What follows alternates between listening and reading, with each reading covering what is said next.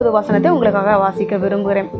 கர்த்தருக்கு காத்திரு, அவர் உன் இருதயத்தை ஸ்திரப்படுத்துவார். திட மனதாயிருந்து கர்த்தருக்கே காத்திரு. கர்த்தருக்கு காத்திரு, திடமனதா இருந்து கர்த்தருக்கே காத்திரு. இதுதான் இந்த மாதத்துக்காக கர்த்தர் உங்களுக்கு கொடுக்கும் வாக்குத்தத்த வசனமா இருக்கிறது. நீங்க என்ன செய்ய வேண்டுமா?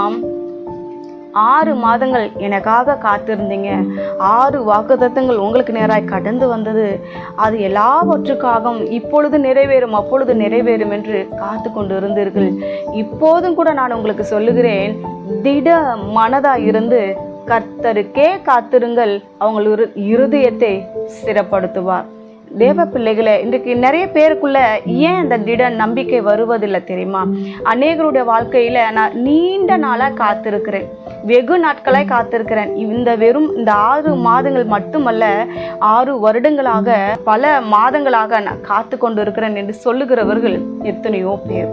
நான் எத்தனையோ முறை எனக்கு வாக்குத்தத்தங்கள் எனக்கு நேராக கடந்து வந்திருக்கிறது. ஆனாலும் ஏனோ தெரியவில்லை, இந்த வாக்குத்தத்தங்கள் என்னுடைய வாழ்க்கையில நிறைவேறவில்லை.